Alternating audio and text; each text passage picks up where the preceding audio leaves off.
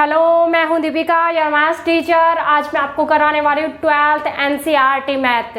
Okay, मैं यहाँ पे आपको कराने वाली हूँ chapter 3 matrix, algebra of matrix. ठीक है, तो मैं आपको यहाँ पे स्टार्ट कराने वाली हूँ एक्सरसाइज 3.1 का क्वेश्चन नंबर यहाँ पे मैं आपको कराने वाली हूँ इंट्रोडक्शन पहले। ठीक है, क्वेश्चन हम बाद में कराते हैं, क्योंकि देखो भाई अगर इंट्रोडक्शन मैंने नहीं दिया तो एक्सरसाइज आपके लिए काफ़ी डिफिकल्ट हो जाएगी। ओके, ठीक है, तो उससे पहले हम क्या करते हैं, उसका इंट्रोडक्शन ले लेते हैं, उससे हमारे लिए क्या हो जाएगी, एक्सरसाइज बहुत ईजी हो जाएगी। ओके, तो हम स्टार्ट करते हैं।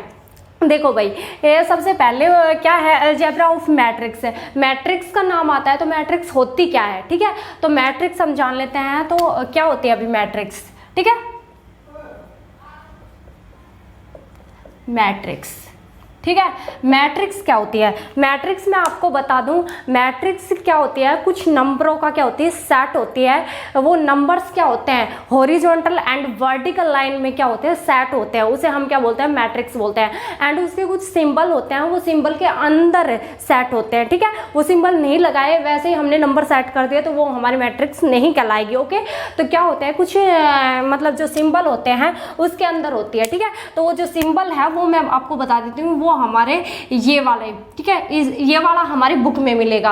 एंड इसके अलावा हमारे क्या होते हैं, ये भी सिंबल मैट्रिक्स का ही होता है। एंड ये भी सिंबल क्या होता है, मैट्रिक्स का ही होता है। लेकिन आपकी बुक में, आपके सिलेबस में ये वाला ही मिलने वाला है। क्लियर। ठीक है, तो सिंबल तो ये हो गया। इसमें क्या होता है, कुछ नंबर सेट होते हैं रो और कॉलम में। अब रो कॉलम में बता देती हूँ, हॉरिजॉन्टल जो हमारी लाइन होती है ना, उसको हम रो बोलते हैं। एंड जो वर्टिकल लाइन होती है उसको हम क्या बोलते हैं, कॉलम बोलते हैं। ठीक है, तो मैं आपको एग्जांपल से बताती हूँ कि मैट्रिक्स क्या है। ठीक है, सिंबल तो आपको ये पता लगा, आपके सिलेबस में कौन सा मिलने वाला है, आपके सिलेबस में ये वाले के सिंबल मिलने वाला है। ये कोई मैट्रिक्स है।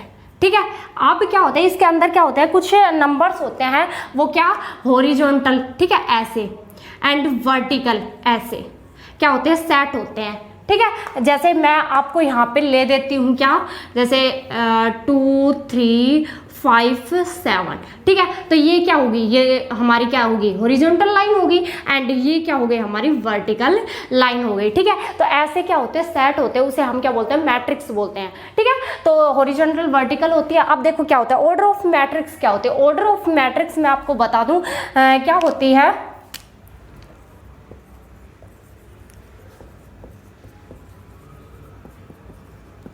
ऑर्डर ऑफ मैट्रिक्स वो होती है कि भाई इसमें कितनी हॉरिजॉन्टल एंड वर्टिकल लाइन कितनी बन रही है। अब मैं बता देती हूँ आपको, हॉरिजॉन्टल जो लाइन होती है, जैसे मान लो ये वाली, इसको हम क्या बोलते हैं, रो बोलते हैं। ठीक है, रो बोलते हैं। ठीक है, ये फर्स्ट रो, ये सेकंड बनी हॉरिजॉन्टल लाइन, तो इसको क्या बोलेंगे, सेकंड रो बोलेंगे। ये फर्स्ट, ये सेकंड बनी है। ठीक है, एंड जो हमारी क्या बनी है, ये वाली बनी है ना हमारी, ये एक ये बनी है वर्टिकल लाइन, एंड एक वर्टिकल लाइन ये बनी है, तो इसको क्या बोलेंगे, कॉलम बोलेंगे। ठीक है, कॉलम फर्स्ट, और ये कौन सी है, कॉलम हमारी सेकंड बनी है, ये वाली। ठीक है, ये कॉलम सेकंड, ये कॉलम फर्स्ट बनी है। क्लियर। ठीक है, तो अब क्या होता है, ऑर्डर ऑफ मैट्रिक्स वो होती है कि इसमें कितनी रो बनी है और कितनी कॉलम बनी है। क्लियर। ठीक है, उसको हम क्या बोलते हैं, ऑर्डर ऑफ मैट्रिक्स। तो इसमें कितनी रो बनी है और कितनी कॉलम बनी है, भाई 2 रो बनी है एंड 2 कॉलम बनी है। तो इसकी ऑर्डर ऑफ मैट्रिक्स क्या होता है, हो गई हमारी 2 रो। सबसे पहले रो दिखाते हैं। ओके, तो 2 रो और 2 ही कॉलम, तो 2 × 2 की मैट्रिक्स बनी है। ठीक है, इसको हम क्या बोलेंगे, 2 × 2 जो ये बता रहा है, ये क्या है, ऑर्डर ऑफ मैट्रिक्स। ठीक है, तो आपके क्वेश्चन में मिल जाएगा आपको ऑर्डर ऑफ मैट्रिक्स, मतलब आप इतने ऑर्डर की मैट्रिक्स बनाइए। आपसे बोल देता है 2 × 3 की बनाइए, तो 2 × 3 की बनाइए, तो मतलब उसने क्या बोल दिया कि 2 तो कॉलम होनी चाहिए उसमें, एंड 3 क्या होनी चाहिए उसमें, सॉरी 2 तो रो होनी चाहिए एंड 3 क्या होनी चाहिए उसमें, कॉलम होनी चाहिए। ठीक है, ये रिप्रेजेंट किसको करता है, रो को करता है, एंड ये किसको करता है, कॉलम को करता है। एंड ठीक है, ये क्लियर है। अब मैं आपको बता देती हूँ क्या होता है, हमें ऐसे बना के देगा कि AIJ, ठीक है। ए आई जे हमेशा हमें इस फॉर्म में मिलेगी मैट्रिक्स, ठीक है। अगर क्वेश्चन आते हैं वो आपके इस फॉर्म में आएंगे, ठीक है। इस फॉर्म में भी आएंगे क्वेश्चन, बट इसमें भी आपके आने वाले क्वेश्चन है, ठीक है। तो अब मैं आपको यहाँ पे बता देती हूँ ए आई जे क्या होते हैं। ए वो होता है हमारा ये सॉरी ए तो क्या है, कोई नंबर होगा, ठीक है। इनके अंदर जो नंबर होते हैं उसको हम क्या बोलते हैं, एलिमेंट्स बोलेंगे, ठीक है। इसमें एलिमेंट्स बोलेंगे, ये भी एलिमेंट्स, ये भी है, ओके। ऐसे एलिमेंट्स होते हैं, ठीक है। तो ए तो कोई एलिमेंट्स है, ठीक है। ए आई क्या है कि ये कौन सी रो में है, ठीक है। एंड जे क्या है, ये कौन सी कॉलम में है। अब देखो ये इसको हम क्या लिखेंगे, इसको लिखेंगे A11 मतलब क्या है, A11 क्यों लिखेंगे, क्योंकि ये क्या है, फर्स्ट रो में है और फर्स्ट ही कॉलम में है, तो इसे हम क्या लिखेंगे, A11 लिखेंगे। तो ये ए आई जे यानी कि कौन सा एलिमेंट्स कौन सी रो और कौन से कॉलम में है ये रिप्रेजेंट करता है, ठीक है। तो ये आई जे आपको पता लगा, आई क्या होता है हमारी रो एंड ये क्या होता है कॉलम, कौन सी रो में है और कौन से कॉलम में है, ठीक है। और यहाँ पे होता है हमारा M इंटू एन। एम किसको बताता है, एम बताता है हमारी कितनी रो बनी है, मतलब इसमें टोटल रो कितनी बनी है वो बताता है, ठीक है। एंड एन क्या बताता है, हमारी कितनी कॉलम बनी है उसको बताता है, क्लियर, ठीक है। अब आपके सामने क्वेश्चन क्या हो जाएगा, क्वेश्चन ये जरूरी नहीं है कि रो और कॉलम यानी कि रो हमारे पास 2 बन रही है तो कॉलम भी हमारे पास क्या है 2 ही बने, ये जरूरी बिल्कुल भी नहीं है, ठीक है। क्या होता है, रो हमारे पास 2 बन जाए एंड कॉलम हमारे पास 4 बन जाए, ठीक है। तो ये अलग अलग हो सकते हैं, रो भी कितनी बन सकती है एंड कॉलम भी कितनी ही बन सकती है, ठीक है।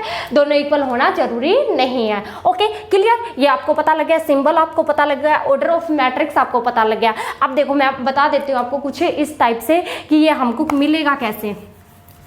देखो अब कोई मैट्रिक्स है हमारे पास है, जैसे ये कोई मैट्रिक्स मैं आपको के सामने यहाँ पे बना रही हूँ, क्या 2 3 5 7 1 2 -1 एंड 1 3, ओके ये मैंने मैट्रिक्स बना दी, ठीक है। तो ये इसको ए आई जे के फॉर्म में कैसे लिखेंगे, ए आई जे के मतलब ये कौन सी रो में है, first row and first column, तो इसको क्या बोलेंगे A11। ये हमारा क्या है, फर्स्ट रो में है और सेकंड कॉलम में है तो इसको A12, ठीक है। तो क्या है A1 है ना, 1 यहाँ 1 और यहाँ पे 1 क्यों, क्योंकि ये फर्स्ट रो वाले चल रहे हैं, ठीक है। एंड सेकंड में क्या हो जाएगा, हमारे सेकंड रो चलेगी, ठीक है। तो ये फर्स्ट रो में है और फर्स्ट कॉलम में है। थर्ड जो 3 है उसको हम क्या लिखेंगे A12, क्योंकि ये फर्स्ट रो में है और सेकंड कॉलम में। ये कौन सी है, फर्स्ट रो में और थर्ड कॉलम में, तो कितनी, first row and third column, ठीक है। इसको हम क्या लिखेंगे, ये कौन सी में है, सेकंड रो में है, सेकंड रो में है और कॉलम कौन सी है हमारी, फर्स्ट, A2 लिखेंगे। ये हमारी क्या है, सेकंड रो और सेकंड कॉलम में A22, ठीक है। ये हमारी कौन सी सेकंड रो में है एंड थर्ड कॉलम में है, थर्ड कॉलम में, ओके।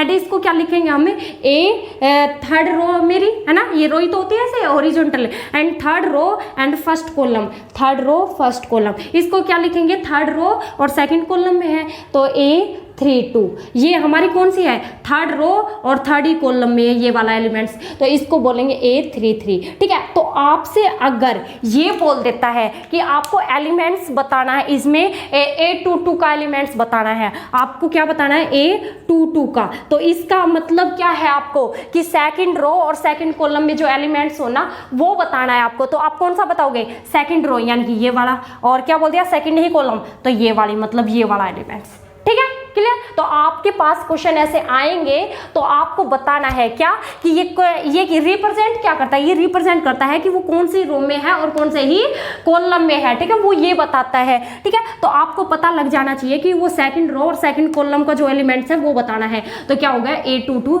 ये वाला, ओके क्लियर, ठीक है। अब मैं आपसे ये पूछ लूं कि भाई आपको बताना है A13 बताना है, यानी कि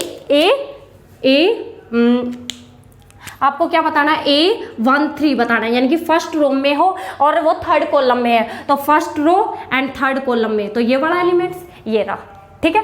तो आप बता सकते हो ना ये, ठीक है। तो ये बहुत इंपॉर्टेंट है आपके लिए, क्वेश्चन आपके पास आएंगे इस टाइप से, तो ये थोड़ा ध्यान रखना, क्लियर, ठीक है। तो रो कॉलम सब कुछ आपको पता लगा यहाँ पे। अब मैं आपको बता देती हूँ, इसके टाइप्स बता देती हूँ, क्लियर।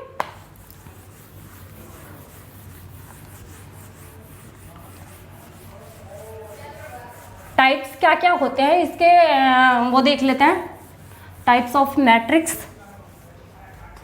तो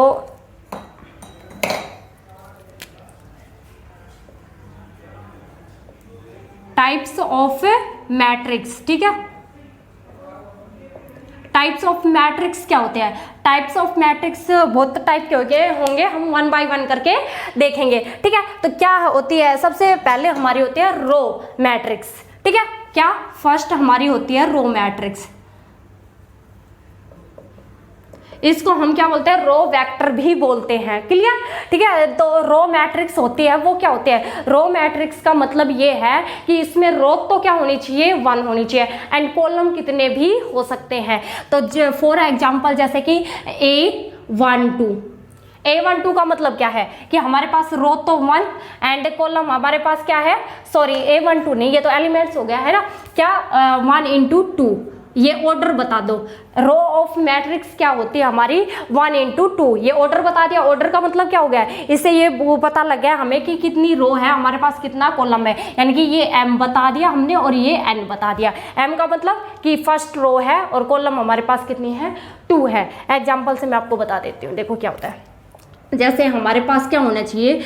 रो तो हमारे पास क्या होनी चाहिए? 1 होनी चाहिए। जैसे 2, 3, 4 ये भी हो सकती है, एंड ये भी हो सकती है 1 - 1 ये भी हो सकती है, एंड क्या 2 and 3 ये भी हो सकती है हमारे पास है, ठीक है। तो कुछ भी हो सकता है। इसमें क्या हुआ? रो तो हमारी फर्स्ट ही बनी एंड कॉलम कितनी बन गई हमारी? 1, 2 and 3, ठीक है। तो क्या है इसमें? बेसिकली ये है रो मैट्रिक्स आ जाए तो मतलब रो 1 होनी चाहिए, ठीक है। इसमें भी क्या है? रो 1 बन रही है एंड कॉलम 2 बन रही है। इसमें भी क्या है? रो 1 बन रही है एंड कॉलम 2 बन रही है, ठीक है। तो क्या होना चाहिए? इसमें रो 1 होनी चाहिए। अब इसके क्या है? Order of matrix. Order of matrix बताए तो रो हमारी कितनी बन रही है? 1 एंड कॉलम हमारी कितनी बन रही है? 1, 2, 3, तो 1 into 3। तो मैंने जो फर्स्ट लिखा था ना वो A2 है ना, तो ये मैंने ऑर्डर ही लिखा था, ये वाला लिख दिया था, ठीक है। तो आप ऐसे कोई लिख के दे दे तो आपको भी क्या बताना है कि इसमें रो तो 1 बन रही है एंड कॉलम 2 बन रही है, ओके, ठीक है। आप इससे भी पता लगा सकते हो और ये मैट्रिक्स दे दे तो भी आप पता लगा सकते हो, क्लियर। इसमें कितनी है हमारी? रो तो 1 बन रही है एंड कॉलम हमारी कितनी बन रही है? 2 बन रही है, 1 and 2, ठीक है। इसमें क्या है? रो तो हमारी कितनी बन रही है? 1 एंड कॉलम हमारी कितनी बन रही है? 2, तो 1 into 2 की मैट्रिक्स है, क्लियर, ठीक है। तो आपसे एग्जाम में अगर दे दे कि 1 into 2 की आपको मैट्रिक्स बनानी है तो क्या बनाओगे कि उसमें रो तो 1 बननी चाहिए एंड कॉलम 2 बननी चाहिए। तो आप नंबर्स तो कोई ले नहीं सकते, तो आप लोगे क्या? आप लोगे A11, ठीक है। कितनी रो कितनी बननी है? 1 एंड कॉलम कितनी बननी है? A12। तो देखो इसमें रो तो कितनी बन गई? 1 एंड कॉलम कितना बन गया? 2, ठीक है। तो ये वाली मैट्रिक्स बनेगी, ठीक है। तो आपसे अगर दे देता है कि A12 की बनाओ, A13 की बनाओ, तो क्या 1, 3 मतलब रो तो हमारी कितनी बननी है? 1 बननी है, तो और कॉलम कितनी बननी है? कॉलम देख लो A13 बननी है ना, तो क्या हो गई? ये रो तो हमारी फर्स्ट हो गई और कॉलम 3 बन गई, है ना। तो आप ऐसे बना सकते हो, है ना, क्लियर, ठीक है। तो रो मैट्रिक्स हो गई एंड अब मैं आपको बता देती हूँ कॉलम मैट्रिक्स। कॉलम में क्या है? जब कॉलम का नाम आ गया तो कॉलम 1 होनी चाहिए एंड रो कितनी भी हो सकती है, ठीक है। सेकंड हमारी आती है column matrix, okay. Column matrix क्या होते हैं? इसमें कॉलम क्या होनी चाहिए? 1 होनी चाहिए एंड रो कितनी भी हो सकती है। तो ये हमारे ये हो सकता है 2 - 5 3 ये हो सकता है, एंड ये भी हो सकती है 7 4 भी हो सकती है। एंड क्या है इसमें? देखो रो हमारी कितनी बन रही है? 1, 2 and 3 रो बन रही है। आगे जो लिखते हैं वो रो लिखते हैं और पीछे लिखते हैं वो कॉलम, ठीक है। तो रो हमारी 3 बन रही है एंड कॉलम हमारी कितनी बन रही है? 1 बन रही है, 3 into 1 की, ठीक है। तो कॉलम जो होगी वो 1 बनेगी, ठीक है, यानी कि n = 1 होना चाहिए इसमें। n हमारा रिप्रेजेंट किसको करता है? ये हमारे कॉलम को ही तो करता है कि कॉलम कितनी होनी चाहिए, तो कॉलम हमारी 1 होनी चाहिए, ठीक है। एंड रो हमारी m कितना भी हो सकता है, मतलब m मतलब रो, ओके। इनमें क्या है? रो तो हमारी कितनी बन रही है? रो हमारी बन रही है 2 एंड कॉलम हमारा कितना बन रहा है? 1, ठीक है। तो ये वाला क्या होना चाहिए? 1 होना चाहिए, क्लियर, ठीक है। अब मैं आपको आगे बता देती हूँ कि और मैट्रिक्स भी है, क्या 3rd नंबर पे जो हमारी आती है वो रेक्टेंगुलर मैट्रिक्स आती है, ओके। रेक्टेंगुलर मैट्रिक्स क्या होते हैं? अब रेक्टेंगल हमारा क्या होता है? रेक्टेंगल हमारा कुछ इस टाइप से होता है, है ना। रेक्टेंगल क्या होता है, इसकी लेंथ और ब्रेथ हमारी कभी भी इक्वल नहीं होती, है ना, लेंथ और ब्रेथ हमारी कभी भी इक्वल नहीं होती। ओके, तो आप देखो इसमें क्या होगा, रेक्टेंगल हमारी लेंथ और ब्रेथ तो इसमें आएगी नहीं। अब मैट्रिक्स है तो मैट्रिक्स की बात आएगी, तो मतलब क्या है, इसमें ये है रो और कॉलम है हमारे पास, तो इसमें रो और कॉलम इक्वल नहीं होंगे, ठीक है।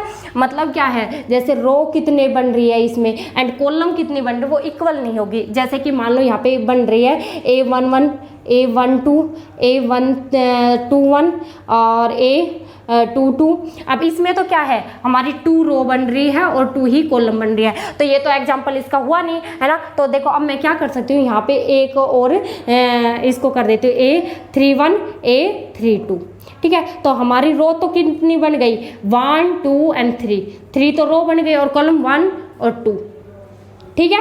तो क्या होगा, जो हमारी रो 3 बन रही है एंड कॉलम कितनी बन रही है, 2 बन रही है। तो ऐसे ही होगा, हमारी रो और कॉलम कभी भी इक्वल नहीं होगी। Total number of row does not equal to total number of column. Okay, उसको हम क्या बोलते हैं, रेक्टेंगुलर मैट्रिक्स बोलते हैं, ठीक है। इसकी रो और कॉलम कभी भी इक्वल नहीं होगी, ठीक है। अब जैसे ये 3, 2 की बन गई, कोई आपके पास आ जाएगा 2, 3 की बन के आ जाएगी, तो 2 कॉलम होगी, सॉरी 2 रो होगी एंड 3 कॉलम होगी। ऐसे ही आपके सामने कोई मैट्रिक्स बन के आ जाएगी 3 इंटू 1 की, 3 इंटू 2 उसकी बन के आ जाएगी, 4 की बन के आ जाएगी, ठीक है। तो 3 तो कितने क्या होगी हमारे पास है, रो होगी एंड 4 हमारे पास कॉलम बनेगी, ठीक है। तो उसे हम क्या बोलते हैं, रेक्टेंगुलर मैट्रिक्स बोलते हैं, ठीक है। अब बात आती है हमारी स्क्वायर मैट्रिक्स। स्क्वायर, अब देखो आपको नाम से ही पता लग रहा होगा स्क्वायर क्या होता है। स्क्वायर हमारा कुछ इस टाइप से होता है कि उसमें चारों जो साइड होती है उसकी 4 साइड्स इक्वल होती है ना, पता है ना आपको। तो इसमें क्या होगा, मैट्रिक्स में तो हमारे पास साइड तो वैसे तो है नहीं, तो इसमें क्या है, हमारे पास रो और कॉलम है, तो मतलब total number of row equal to total number of column equal होना चाहिए, ठीक है। तो हमारा देखो क्या होता है, स्क्वायर ऑफ मैट्रिक्स है, square matrix. Okay, square matrix क्या होते हैं, इसमें क्या होता है कि रो और कॉलम हमारी इक्वल होनी चाहिए। जैसे हमारे पास 2 रो बन रही है ना, तो 2 ही क्या बननी चाहिए, कॉलम बननी चाहिए, मतलब 2 रो तो 2 ही कॉलम बननी चाहिए, ठीक है। उसे हम क्या बोलते हैं, स्क्वायर ऑफ मैट्रिक्स बोलते हैं, ठीक है। जैसे मैं यहाँ पे ले लेती हूँ 2, 3, 5, 7, ठीक है। तो 2 रो 2 कॉलम। ऐसे ही हमारे पास अगर 3 रो बन रही है, यानी कि 2, 3, 5, 7, 8, 9, 1, 2, 3, तो इसमें कितनी बन रही है, 3 रो एंड 3 ही कॉलम बन रही है। तो 3 इंटू 3 की मैट्रिक्स, 3 रो और 3 ही कॉलम बन रही है, जिसमें रो किस total number of row equal होंगे टोटल नंबर ऑफ कॉलम के, उसे हम क्या बोलते हैं, स्क्वायर मैट्रिक्स बोलते हैं। क्लियर, ठीक है। अब मैं आपको और बता देती हूँ डायगोनल मैट्रिक्स क्या होते हैं। डायगोनल मैट्रिक्स देख लो, एक तो डायगोनल मैट्रिक्स है, एक हमारी होती है स्केलर मैट्रिक्स है, और एक हमारी होती है क्या, आइडेंटिटी मैट्रिक्स, ठीक है। उसमें मैं बता देती हूँ तीनों में क्या होता है। तीनों में क्या होगा कि हमारी स्क्वायर मैट्रिक्स होगी, मतलब क्या है, मतलब ये है उसमें कि भाई जितनी रो होगी ना उतने ही कॉलम बनेंगे तीनों में, ठीक है। तो क्या डायगोनल मैट्रिक्स हमारी जो होती है, डायगोनल मैट्रिक्स जो हमारी होती है, डायगोनल मैट्रिक्स लगा लो या फिर आपकी कौन सी लगा लो, आइडेंटिटी मैट्रिक्स मैट्रिक्स लगा लो, या फिर हमारी कौन सी लगा लो, स्केलर मैट्रिक्स। स्केलर मैट्रिक्स, ये तीनों में क्या होगी कि रो और कॉलम इक्वल होने वाली है, ठीक है। जितनी रो बन रही है उतनी ही कॉलम बनेगी, ठीक है। क्लियर। अब डायगोनल का मतलब क्या है, डायगोनल जैसे कि हमारा ये लगा लो रेक्टेंगल था, तो डायगोनल कुछ इस टाइप से बनता है ना। ओके, तो ये डायगोनल हमारा जो ये होगा ना, यहाँ पे क्या होगा हमारा, क्या मतलब जो ये डायगोनल है ना, जैसे ये मान लो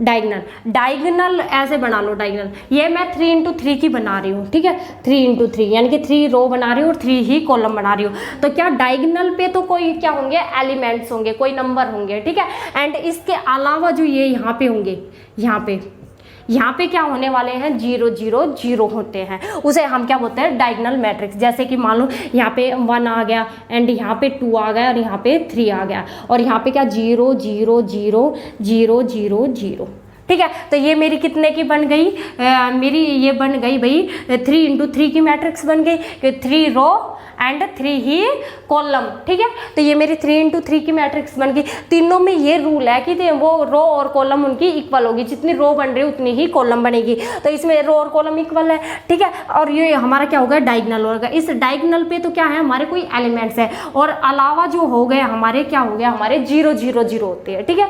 तो डायगोनल मैट्रिक्स डायरेक्ट आपको ये दे देते हैं, 0 0 को वो छोड़ देते हैं, वो क्या दे देते हैं 1 2 3। एक डायगोनल मैट्रिक्स है, डायगोनल मैट्रिक्स है वो क्या है 1 2 3 1 2 3। तो उसको अगर आपको सोल्व करना है, किसी और मैट्रिक्स के साथ सोल्व करना है, तो आपको इसको इस फॉर्म में लिख के आना पड़ेगा। डायगोनल पे ये 1 2 3 लिख देना, बाकी आप पे 0 लिख देना, ओके क्लियर, ठीक है। अब डायगोनल मैट्रिक्स की बात आ गई। अब आइडेंटिटी मैट्रिक्स क्या होते हैं, आइडेंटिटी मैट्रिक्स भी क्या होती है कि रो और कॉलम हमारी इक्वल होनी चाहिए, ठीक है। तो मैं 2 इंटू 2 की बना रही हूँ, 2 रो एंड 2 ही क्या बना रही हूँ, कॉलम बना रही हूँ, क्लियर।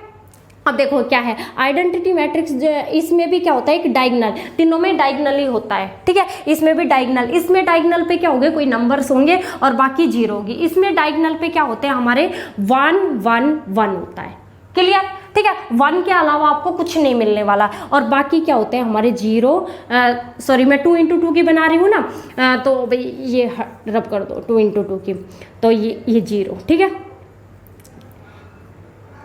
ये डायगोनल पे तो हमारा 1 1 हो गया एंड क्या हो गया, हमारा अदर जो बच गया वो क्या हो गए, 0 होंगे, ओके क्लियर। उसे हम क्या बोलते हैं, आइडेंटिटी मैट्रिक्स है। अगर 3 इंटू 3 की बनवाता है तो 1 0 0 0 1 0 0 0 1। तो हमारे देखो डायगोनल पे तो 1 हो गया और बाकी हमारे क्या हो गए 0 0 0। ये 3 इंटू 3 की मैट्रिक्स बना दी, ठीक है क्लियर। उसे हम क्या बोलते हैं, आइडेंटिटी मैट्रिक्स बोलते हैं, क्लियर। अब स्केलर मैट्रिक्स में भी क्या होता है, डायगोनल पे क्या होंगे, इसमें तो डायगोनल पे क्या होंगे 1 1 ही होगा, 1 ही होगा हमेशा। 1 के अलावा कोई भी नंबर आपको नहीं मिलने वाला, 2 3 -1 ये कुछ भी नहीं मिलने वाला, ओनली 1 मिलेगा और वो भी प्लस का 1, क्लियर, ठीक है। एंड स्केलर मैट्रिक्स जो होगी ना, उसमें क्या होगा, डायगोनल पे क्या होगा हमारा, डायगोनल पे हमारा कोई भी नंबर आ सकता है। डायगोनल पे जैसे मान लो ये है 2 और यहाँ पे भी 2 आएगा, ठीक है। ये 2 इंटू 2 की बना रही हूँ, 2 इंटू 2 की बना रही। डायगोनल मैट्रिक्स क्या होते हैं हमारे, स्केलर मैट्रिक्स क्या होते हैं हमारे, जो डायगोनल है उस पर सेम नंबर आएगा, वो 2 भी आ सकता है, -2 भी आ सकता है, 4 भी आ सकता है, 3 भी आ सकता है, कुछ भी आ सकता है, लेकिन क्या हो सेम होना चाहिए। और यहाँ पे क्या हो सकता है, यहाँ पे जैसे 3 एंड 5 कुछ भी हो सकता है, लेकिन डायगोनल पर सेम नंबर आना चाहिए, क्लियर। और तीनों में क्या रूल है कि वो ऑर्डर क्या होना चाहिए हमारा, यानी कि स्क्वायर मैट्रिक्स होनी चाहिए, जितनी रो बन रहे उतने ही कॉलम बनने चाहिए, उसे हम क्या बोलते हैं, मतलब ये तीनों का रूल है, ठीक है। तो इन तीनों में डिफरेंस कर लेना भाई, ये होता है, ठीक है, इसको अच्छे से देख लेना है। अब मैं आगे आपको बता देती हूँ, कुछ 1 2 और रह जाते हैं हमारे, कंपेरेबल कंपेरेबल मैट्रिक्स एंड एक equality of matrix.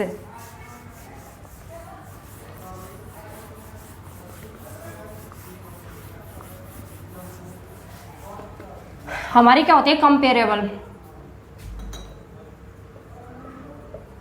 Comparable matrix वो होती है मैट्रिक्स क्या कि इसमें जितनी ये मतलब इस जैसे 2 मैट्रिक्स होगी, कंपेयर कर रहे हैं हम तो किसी 2 मैट्रिक्स से कर रहे हैं, तो AIJ कोई मैट्रिक्स है वो इक्वल होनी चाहिए हमारी, कोई B मैट्रिक्स है, इसको A से डिनोट कर रही हूँ, इसको मैं BIJ से डिनोट कर रही हूँ, ठीक है। ये दोनों इक्वल होनी चाहिए, मतलब इक्वल क्या, इसके ऑर्डर इक्वल होनी चाहिए, ठीक है, ऑर्डर इक्वल होनी चाहिए। ये जैसे मान लो हमारी 2 इंटू 3 की है, तो ये भी मेरी 2 इंटू 3 की ही बननी चाहिए, उसे हम क्या बोलते हैं, कंपेरेबल मैट्रिक्स बोलते हैं, ठीक है। जैसे कि मान लो एग्जाम्पल से मैं आपको बताऊँ कि ये मेरा 1 2 3 4, ये मेरी क्या है 2 × 2 की मैट्रिक्स बन रही है ना। तो जो मेरी सेकंड मैट्रिक्स, ये कोई ए मैट्रिक्स है, ठीक है, तो मेरी जो बी मैट्रिक्स होगी ना वो भी क्या होगी हमारी 3 4 2 5। ऑर्डर सेम होना चाहिए, एलिमेंट सेम हो ना हो कोई फर्क नहीं पड़ता, ठीक है। तो ये भी मेरी 2 × 2 की ही बननी चाहिए, ठीक है, मतलब ऑर्डर सेम होना चाहिए। इसमें जितने रो कॉलम बन रहे हैं उतने ही इसमें रो कॉलम बनने चाहिए, ठीक है। इसमें 2 3 की बन रही है, 2 × 3 की बन रही है, तो ये भी 2 × 3 की होगी। ये हमारी 4 × 2 की बन रही है, तो ये भी मेरी 4 × 2 की ही बनेगी। उसे हम क्या बोलते हैं, कंपेरेबल मैट्रिक्स बोलते हैं। एंड लास्ट आपकी आती है इक्वालिटी ऑफ मैट्रिक्स, ठीक है। इक्वालिटी ऑफ मैट्रिक्स क्या होती है? इक्वालिटी ऑफ मैट्रिक्स का एक पहली बात तो ये कि ऑर्डर इक्वल होना चाहिए, ठीक है। ऑर्डर हमारा क्या होना चाहिए, ऑर्डर सेम होना चाहिए। एंड हमारा क्या होता है, एलिमेंट्स भी हमारे क्या होने चाहिए, सेम होने चाहिए। इसमें क्या ऑर्डर सेम होने चाहिए, यानी कि इसके जो ऑर्डर थे वो इसके होने चाहिए। इसमें क्या ऑर्डर भी सेम होने चाहिए एंड एलिमेंट्स भी सेम होने चाहिए। जैसे कि मान लो मेरी, जैसे यही ले लो, क्या 1 2 3 4, ए ये कोई मैट्रिक्स है, तो बी जो मैट्रिक्स होगी ये मेरी क्या है 2 × 2 की बन रही है ना, 2 रो और 2 कॉलम की, ठीक है। तो ये भी मेरी क्या बनेगी 2 × 2 की ही मैट्रिक्स बनेगी। लेकिन क्या इसमें जो एलिमेंट्स है वो सेम एलिमेंट्स होने चाहिए। तो 1 2 3 4, ठीक है। तो इसमें डिफरेंस ओनली यही है कि एलिमेंट्स भी इसमें सेम होने चाहिए। इसमें एलिमेंट्स से डिपेंड नहीं करता, इसमें डिपेंड करता है कि उसका ऑर्डर सेम होना चाहिए। क्लियर, ठीक है। तो यही आपके लिए काफ़ी होगा, मतलब ये चैप्टर एक्सरसाइज करने के लिए। अगर अब भी कोई छूट जाता है तो मैं आपको नेक्स्ट वीडियो में करा दूंगी, क्लियर, ठीक है। अगर आपको मेरी वीडियो पसंद आई हो तो इसे शेयर करना, लाइक करना एंड कमेंट्स करना, मेरे चैनल विशु लर्निंग को सब्सक्राइब करना। And thank you.